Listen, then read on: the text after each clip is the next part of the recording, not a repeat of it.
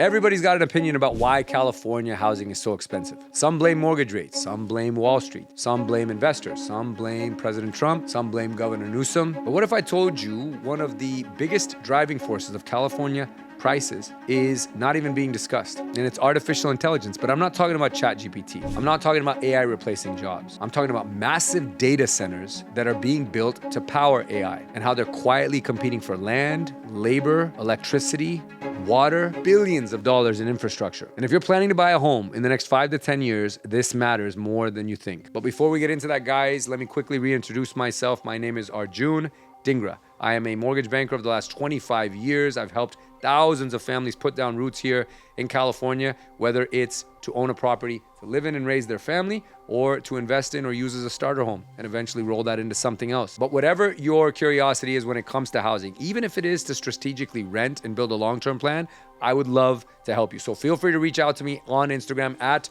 Arjun Mortgage. Me and my team monitor that channel very closely. We can set up some time with you to put together a strategy for the near term, the midterm, or the long term. And if you could also do me one huge favor, and please like this video, subscribe to our channel so that we can reach you with more useful content about what's going on with California housing laws, AI, the wealth expansion, and ultimately why California housing is going to change forever. Now let's get into today's topic. And we're gonna do so by starting with something that most people never think about. AI companies and home builders are essentially fighting for the same land. Here's how it works. When most people picture a data center, they imagine a warehouse full of computers. What they don't realize is that these projects require enormous pieces of flat and developable land. And guess who else wants that same land? Home builders. So you have developers building out neighborhoods. You have tech companies building out AI infrastructure. They're often shopping for the exact same location, but the difference is that AI companies have much deeper pockets. Now, this is clearly modeled right here, just beyond Silicon Valley. If you look at Sacramento, the Central Valley, Imperial Valley, these are areas with large available plots of land and access to power. But for every acre used for a data center is one less acre used for housing. And California, as we already know, has a massive shortage when it comes to this. So anything that limits future housing supply is going to just put more pressure on prices. Now, guys, this is not an anti-tech conversation. Technology has created incredible wealth in California. It's making it easier for people like me to help you when it comes to the mortgage and home buying process. It's how you're able to actually watch this video on whatever device it is. The question is, can we grow AI infrastructure and housing at the same time? Because if we don't, affordability is only going to get tougher. But land isn't the only thing that they are competing for. There's also a major shortage in construction labor. Let's think about what it takes to build one of these facilities. You need electricians, you need HVAC specialists, pipe fitters, engineers, concrete crews, project managers.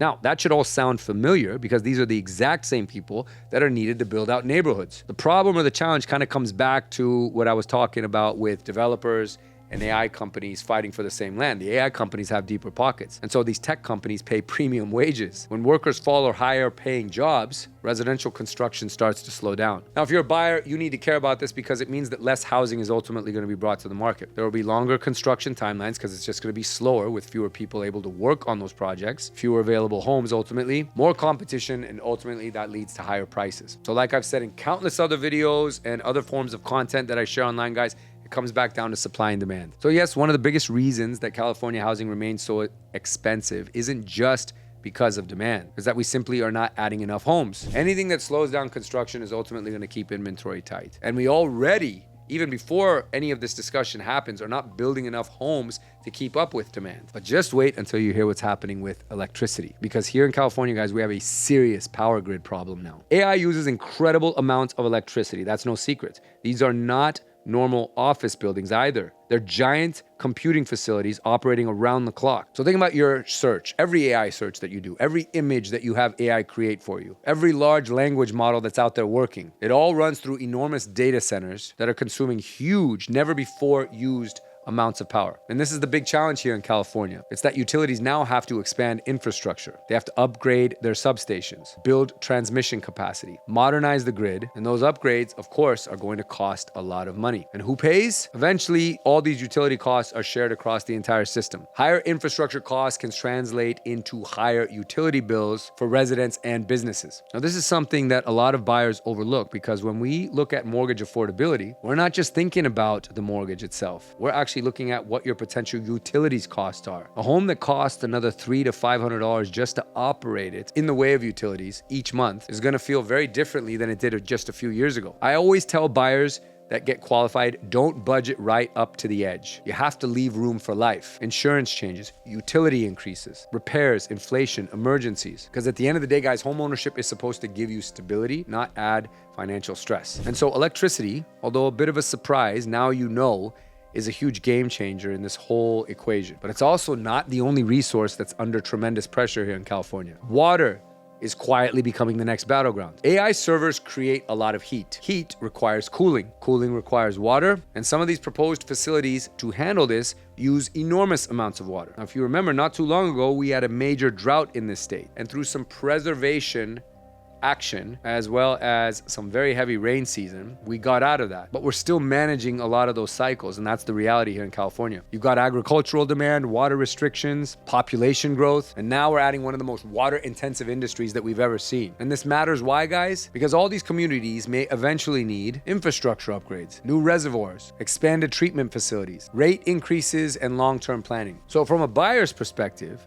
if you are out there looking to purchase and you're in an area that is attracting major AI infrastructure, you need to understand what future utility costs could look like. It's not about today's bill. It's about the next 10 years. And this absolutely has to be part of your budgeting and planning process. Again, guys, we didn't have to think about this stuff a few years ago, but now it's very important. Okay, so does all of this mean that AI is going to be bad for housing? Not necessarily, because AI, at the end of the day, is creating a lot of wealth and housing demands. And that's the other side of the story. AI isn't just consuming resources. It's also creating enormous amounts of wealth. We've already seen this movie before. The internet back in the 90s, cloud computing, mobile technology, now it's artificial intelligence. So you get high-paying technology jobs that create demand for housing. Stock compensation creates down payments. IPO wealth creates luxury home purchases. Entire communities grow and expand around innovation. So in the Bay Area, this has been proven time and time again. When technology companies succeed, real estate is the beneficiary of that. Higher incomes lead to business growth, local investment, and increased property values. But there's a catch to all this. If housing doesn't keep pace, then prices are going to rise even faster. And that's exactly what California has experienced over the last few decades. And this is why, guys, I don't think, my personal take, that AI is the enemy. Lack of housing supply is. It's very simple. Innovation is not something that we should fear, but if we don't build enough homes alongside innovation, affordability is going to get worse. So what do you do as a buyer? Here is your playbook, especially for first-time home buyers. Do not wait for a perfect opportunity. Instead, own an appreciating asset sooner rather than later. Just get on the ladder, as I've said in previous videos. This home that you buy is not going to be the last home that you own. Build equity, take advantage of some tax breaks, and feel good about the fact that you're paying down your own debt instead of somebody else's. Now, if you're a move-up buyer, then you want to use today's equity very strategically.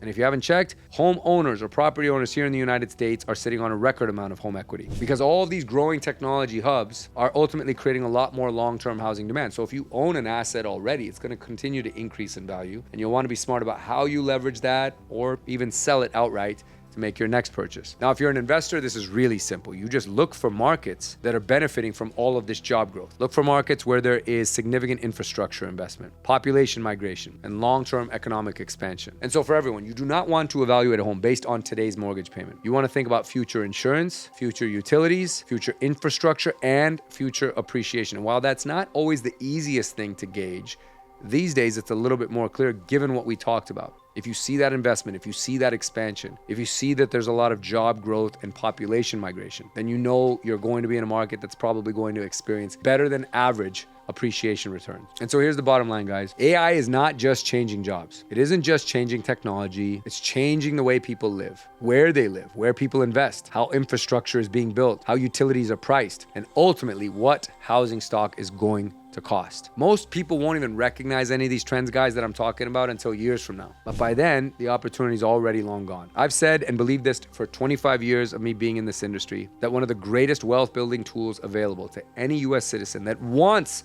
to pursue it is real estate ownership. It's not for everyone, but those that want it and choose to pursue it have absolutely everything in front of them to be able to do so. AI is ultimately going to create winners and losers economically. This is the zero-sum game of life. My position is to be on the ownership side of that equation. Own assets that are going to be affected by AI and all of the wealth that it's creating.